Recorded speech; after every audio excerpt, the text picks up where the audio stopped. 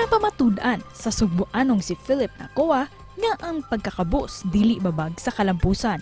Ang 24 anyos nga si Philip lumad nga taga-dakbayan sa Karkar ug nahimong 6th placer sa November 2022 Civil Engineer Licensure Exam. Ang iyang inahan, usa ka housewife, samtang iyang amahan, usa ka garbage collector sa Karkar City. Apan ni atong December 2021, usang ilang balay sa mga nagusbat sa Bagyong Odette, hinungdan nga siya naningkamot nga mamahimong engineer hangtod nga siya nakasud sa top 10 sa naisgutang pasulit. Ug karong buntaga, ma-inspire kita siyang sugilanon sa kinabuhi dinilang sa GMA Regional TV Live. Karong buntaga mga kapuso atong ililahon sugbuanon nga top 6 sa Civil Engineering Licensure Examination karong bag-o. Let's all welcome Engineer Philip Nakoa. Mayong buntag ug maupay na aga, Engineer. Kumusta ug congratulations sa imong kadaugan. Welcome sa GMA Regional TV Live. May bunta, good morning sa tanan, especially sa mga solid televiewers of GMA Live, Original Live TV. So, good morning. Engineer Philip, among pahalipay, usa ka sa nag-top 10 sa board exam karong bag-o. Sige, bati nimo og nag-expect ba ka, sir, nga makasud sa top?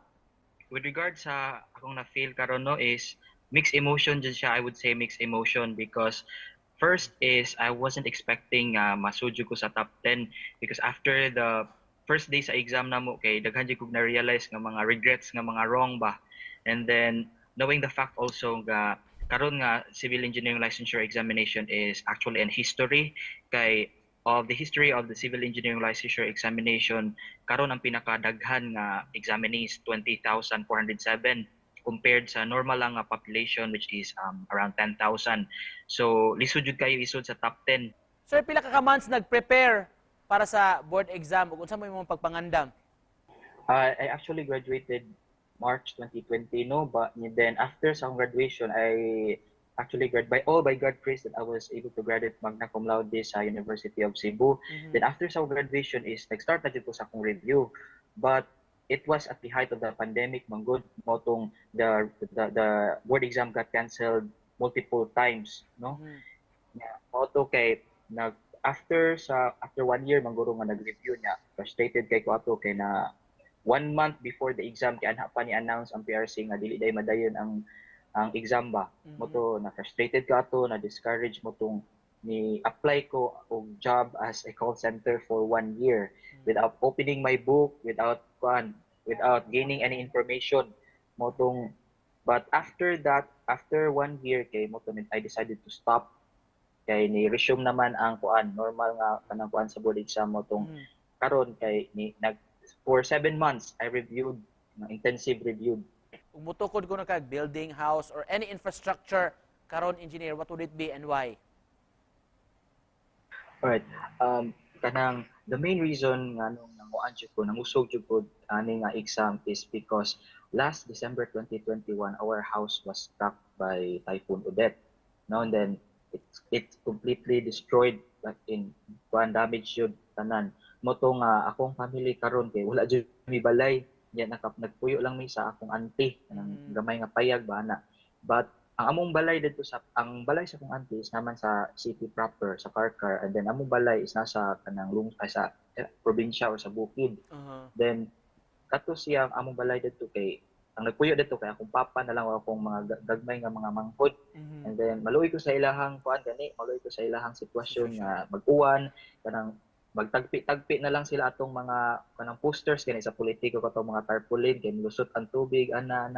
That's why kanang naningkamot jud ko nga matap sa board exam because I know nga naay mga incentives from my school, from the review center, and from the city where I came from. What are you planning to do after nimong naangkong achievement sa board exam, sir?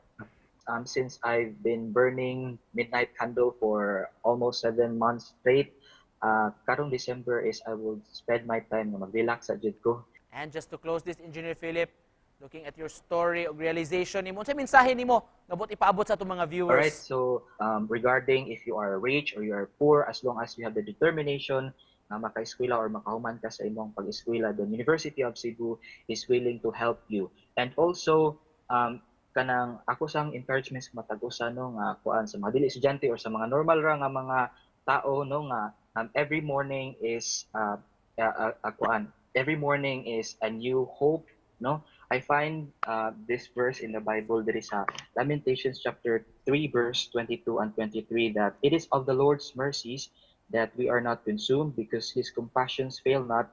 They are new every morning. Great is thy faithfulness. So tungod ra gyud ni sa faithfulness sa Ginoo nga kitang tanan is makapadayon ta sa pagpanlimbasog sa atong kinabi. So keep on fighting and just continue. Thank you.